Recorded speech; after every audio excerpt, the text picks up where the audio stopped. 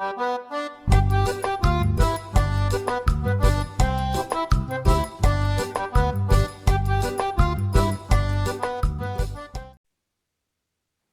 pessoal, seja bem-vindo a mais uma aula de ensino religioso. Espero que vocês estejam bem e estejam em paz, tá? Você já sabe que os materiais é de costume, lápis, caneta, borracha, caderno, porque de acordo com o que eu vou explicando o conteúdo para vocês, vocês vão fazendo anotações. Por quê, professor? Quando vocês forem fazer atividades, vocês vão perceber a diferença, tá? Lembrando que os professores seu professor de religião, ele estará à disposição de você dentro do horário de religião, tá? Para estar tirando dúvida, para receber as atividades, para corrigir a atividade, para acompanhar vocês, enfim. Então, apenas a regrinha básica que é dentro do horário de ensino religioso. Então, se é primeiro horário, é que sua aula de religião, então você tira a sua dúvida dentro daquele horário. Se for atividade, você envia dentro daquele horário também, tá? Então, hoje, qual é o nosso objetivo? Trabalhar aqui sobre as festas religiosas e a representação do mês de junho. Em Sociedade e Cultura, apresentei algo mais panorâmico, e aqui eu estou trazendo o contexto de religião. Como a gente pode perceber, dentro dos festejos juninos, as religiões, as diversas formas de religiões existentes, tá? Professor, por que uma revisão? Porque a gente já trabalhou este conteúdo na aula passada e hoje eu vou explanar de forma mais didática, de forma mais clara para vocês sobre este conteúdo. Para quem está chegando agora, é um prazer, sou o professor Marcos, não ligue assim, né, porque eu estou aqui chapéu para tentar se enquadrar, entendeu? No próprio período em si. Então, sou Marcos Paixão, aqui abaixo segue meu e-mail para tirar dúvida. Não esqueça de curtir a aula. Abriu a aula, curtiu. Terminou a aula, comente sobre o que vocês acharam da aula, tá, pessoal? Não esqueçam também de fazer a atividade que está lá no final dessa videoaula. Não é uma atividade difícil, não é. Caso você tenha dúvida, recorra ao professor. Copiar a pergunta, responder e tirar uma foto e enviar tudo bonitinho para o seu professor, tá bom? Então, nosso conteúdo, as fontes religiosas e a representação do mês de junho. Qual é o objetivo da aula de hoje, professor? Nosso objetivo é entender as festas religiosas e qual é a representação do mês de junho, sobretudo para o cristianismo, especificamente para a religião católica. Ah, professor, mas eu sou evangélico. Não, pessoal, nós estamos trabalhando aqui a questão do respeito, tá? Independentemente da religião que você se enquadra, é sempre importante a gente respeitar a religião do outro e também buscar a entender, tá? Isso se define como religiosidade. Mas se você não se sente bem explorando esse conteúdo, não tem problema, ok, pessoal? Lembra que sempre eu falo aqui a questão do respeito, a questão da empatia. Então, nossa frase inicial, né, tenha fé, se esforce e foque no seu diferencial. Isso é o que te colocará frente a frente com seus objetivos. Então, não espere pelo outro, não espere cair do céu, que não vai cair do céu tudo pronto, pessoal. Do céu só cai chuva, tá? Vocês vão em busca, mantenha a fé, se esforce, se dedique, que esse é o diferencial de vocês, tá? A jornada começa cedo. Vocês lembrem sempre dessa frase, um grande incêndio sempre começa com uma pequena faísca. Então, se vocês pretendem almejar, ou seja, buscar os seus objetivos, vocês também já têm que começar a planejar e a pensar a partir, né, de agora. Então, primeiro eu trago para vocês ali a definição de religiosidade, tá? Religiosidade significa a qualidade do indivíduo que possui disposição ou tendência para refletir sobre os aspectos da atividade religiosa, seja qual for a religião. Então, independente de sua religião, por meio da religiosidade, permite que você entenda a religião do outro. Então, se eu sou muçulmano, por meio da religiosidade,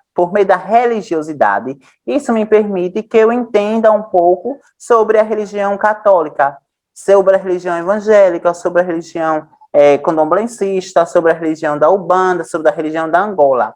O fato de eu entender a religião do outro não significa que eu estou ferindo, que eu estou indo contra os meus preceitos, tá, pessoal? Mas permite que eu entenda que, além da minha religião, existem outras manifestações religiosas que cabe o respeito. Então, a palavra religiosidade, ela aborda os sentimentos religiosos e a tendência que o indivíduo tem no que se refere das coisas sagradas. Então, religiosidade, ela não está no mundo profano. Lembra que eu expliquei para vocês, pessoal? Então, ela não está no mundo profano. Religiosidade está no mundo sagrado. O que é o mundo sagrado? É a minha relação com o divino, é a minha relação com os preceitos e princípios sagrados, como a fé, como a espiritualidade. Então, a religiosidade está na fé, está na espiritualidade, está na oração, está na castidade, e assim sucessivamente. Tá?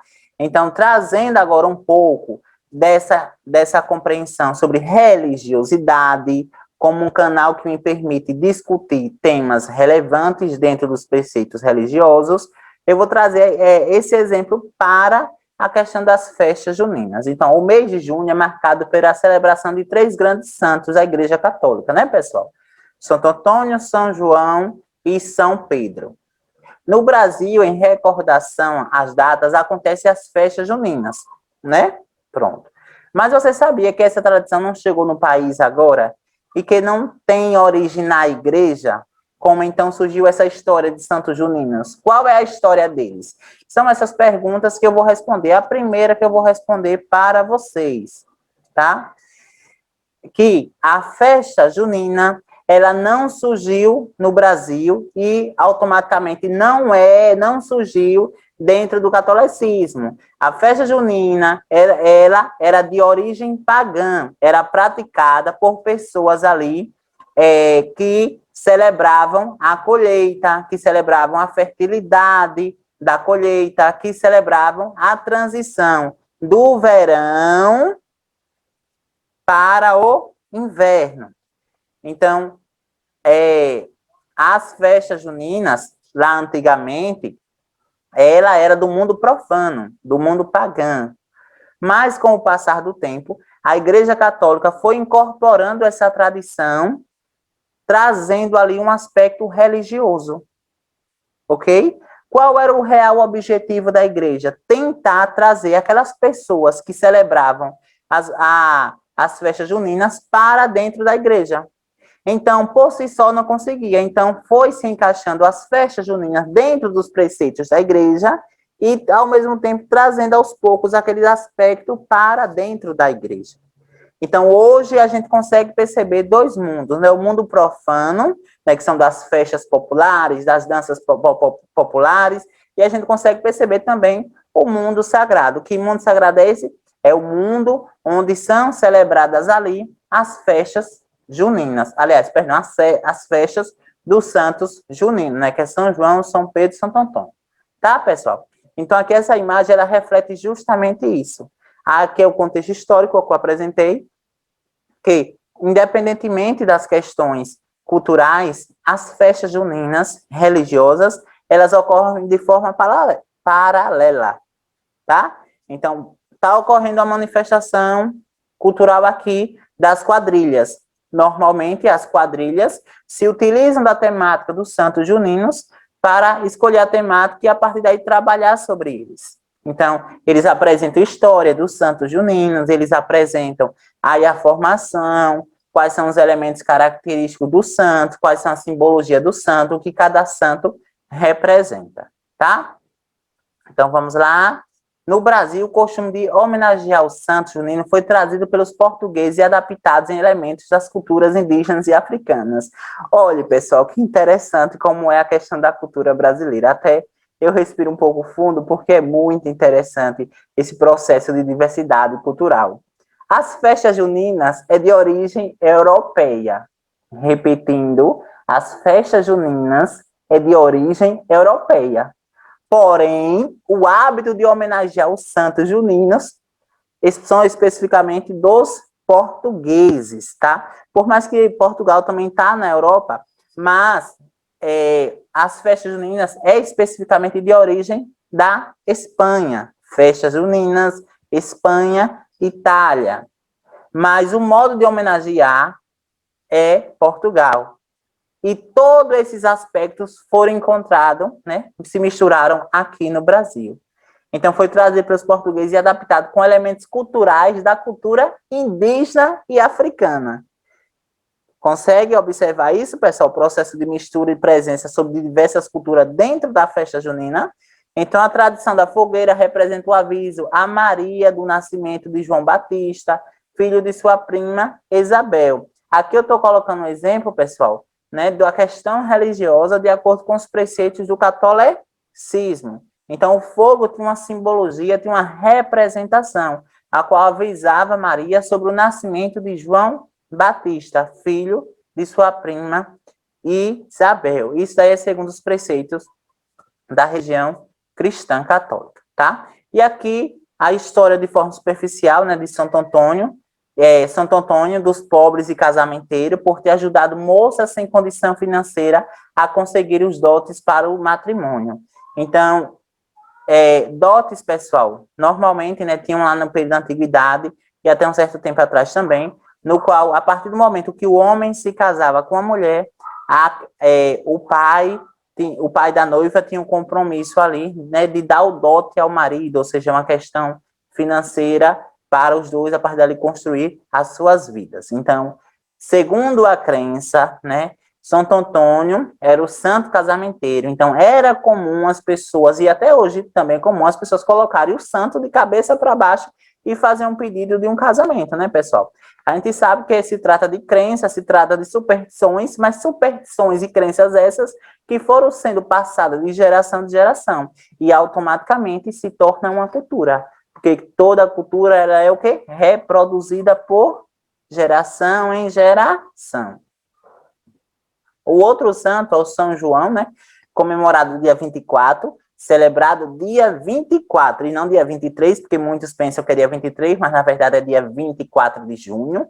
São João, aquele que veio antes de Jesus para preparar o caminho, segundo os preceitos cristãos. Foi o único profeta a anunciar a chegada do Messias e a mostrá-lo, já presente ao povo, tá? Então, hoje, desses três santos, o que tem maior visibilidade é o São João. Mas vejam só, quando eu falo para vocês, eu quero que vocês tirem tudo da mente de vocês agora. Não pense nada, não pense nada. Vamos fazer uma terapia básicazinha aqui. Não pense nada na mente de vocês. Conte de 1 até 10. De 1 até 10, tente eliminar tudo da mente de vocês agora, durante alguns segundinhos. De 1 até 10. Quando vocês contar 1, 2, 3, 4, 5, 6, 7, 8, 9, 10. São João, o que é? O que vocês pensaram?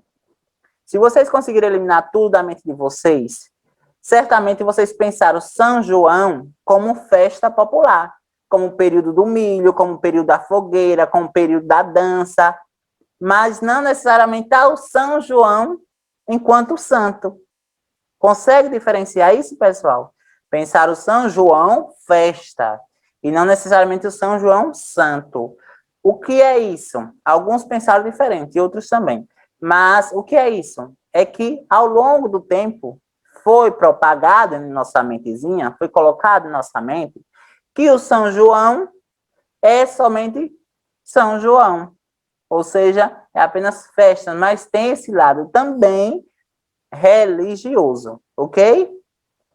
Vamos lá, São Pedro, que é o dia 29, né? São Pedro, o primeiro apóstolo a ser chamado por Jesus e a professar fé no Cristo. Sobre seu testemunho de fé, Jesus edificou a igreja, tá, pessoal? Vocês estão percebendo que as imagens que eu estou colocando aqui sobre esses santos sempre vêm em torno de decorações. Essas decorações normalmente são utilizadas muito nesse período, né, que são questões artísticas, culturais, de estandartes e tantas outras coisas, mas que consegue aqui assimilar e fortalecer mais ainda a diversidade de cores. Então, religião não é apenas a questão religiosa, mas religião é um diálogo entre a história, um diálogo entre a cultura e um diálogo entre a sociedade, tá, pessoal? Então, aqui são os 3 santos que eu se referi agora para vocês. Observe, pessoal, vocês sabiam que as bandeirolas, né, como eu falei na aula de Sociedade e Cultura, as bandeirolas têm uma simbologia, uma representação ligada ao Santo Antônio, São João, Santo Antônio e São Pedro, tá? Então, não são cores apenas por si só, por enfeitar, mas que essa prática de colocar bandeirola está ligada aí, pessoal, à questão religiosa também. Então, essas festas eram realizadas como forma de afastar os maus espíritos a qualquer praga que pudesse atingir a colheita. Para melhor entendermos isso, é preciso considerar que o solstício de verão no hemisfério norte acontece exatamente no mês de junho. Solstício, pessoal, significa necessariamente a transição do verão para o inverno, ok? Aí que ocorre justamente no dia 24 de junho, lá na Europa. Então, nesse período que representava o período da colheita. As comemorações realizadas por diferentes povos pagãos europeus começaram a ser cristianizadas a partir do momento em que o cristianismo se consolidou como principal religião do continente europeu, como eu já tinha expressado isso aqui para vocês. Assim, a festa, originalmente pagã, foi incorporada ao calendário festivo e ao catolicismo. Então, cada religião, pessoal, celebra a cultura de um modo diferente. Então, a religião do Candomblé, por exemplo, né, que tem como foco ali o estado da Bahia, em especial Salvador, né, é período de lavar as calçadas. Mas a igreja católica, né, ou seja, a religião católica é o momento ápice, ou seja, o estopim não, o momento de ascensão, o momento de reflexão sobre a questão dos Santo Antônio, São João e São Pedro, são comemorações. A religião do Candomblé, eles lavavam a calçada, mas não por lavar por si só. É porque já é algo comum, é uma prática cultural deles que foi sendo passada de geração em geração, né? Limpa-se a calçada para tirar-se os maus as calçadas dos locais santos, né, dos locais sagrados. Então, limpa-se as calçadas para limpar espiritualmente o mal que ali em torno fica. Ok, pessoal? E aqui, uma imagem linda de se ver, né, sobre a nossa cultura. Se vocês observarem, né, uma quadrilha, quadrilheiros que dançam e encantam, e vejam que no centro quem está, pessoal? O santo. Então, independentemente do local que esteja, seja manifestações artísticas, seja apresentação de artísticas locais, sempre vai ter algum elemento religioso. Por quê? Porque a religião anda em paralelo com as festas juninas, ok? E agora nós vamos para a nossa atividade. Primeiro, como surgiram as manifestações religiosas dentro das festas juninas? Observem a pergunta. Como surgiu as manifestações religiosas dentro das festas juninas? O que é que vocês vão dizer aqui, professor? Vocês vão dizer que as festas, primeiro vocês vão dizer que as festas juninas, elas surgiram como uma forma de quê? De afastar os maus e como uma forma da fertilidade e da colheita. Porém, com o passar do tempo, a Igreja Católica foi incorporando práticas religiosas, como São João, Santo Antônio e São Pedro. Respondeu a pergunta. Alguma dúvida? Não, né, pessoal? E agora aqui, lembra que eu expliquei para vocês o que era profano e o que era sagrado? Inclusive em algumas aulas passadas? Pronto. Pessoal, o que é profano? É tudo aquilo que é feito pelo homem, tá? É a relação do homem com a sociedade. O que é sagrado? É a relação do homem com as divindades, com os seres sagrados, com os preceitos religiosos. Então, diante disso, eu quero saber, classifiquem manifestações profanas ou sagradas. As quadrilhas juninas. As quadrilhas juninas, elas são profanas ou sagradas? Profanas. Por quê? Porque é a relação do homem com a sociedade. Mas as celebrações dos santos juninos, é a relação do homem com quem? Então, se é a relação do homem com os santos juninos, automaticamente é o quê? Sagrada. E a festa do barco de fogo em instância. Barco de fogo é um patrimônio imaterial de instância, onde coloca uma corda de um lado a outra, na verdade um fio, e o barco sai ali, né, por meio de um foguete. Então é um patrimônio imaterial. Ali quem é que faz? O homem. Especificamente para quem? Para a sociedade. Então é profana ou sagrada? As danças populares, a festa de São Pedro. Vocês vão me dizer o que é profano e o que é sagrado, tá, pessoal? E aqui, eu espero que vocês tenham gostado da aula de hoje. É como um dos maiores sociólogos e antropólogos, historiadores e culturais sempre falam, né? Sobretudo Bauman, que um povo sem cultura é um povo sem história, tá? Então, a disciplina de Sociedade e Cultura é justamente isso. É uma forma de trazer à tona, uma forma de resgatar culturas e práticas culturais, práticas sociais que caíram no esquecimento, práticas essas praticadas pelos nossos antepassados. Então, a disciplina de Sociedade e Cultura também tem essa função de resgatar, de salvaguardar a cultura, tá? E hoje eu encerro a nossa aula com essa seguinte mensagem: a cultura é o maior patrimônio de uma sociedade. Não esqueça disso, ok?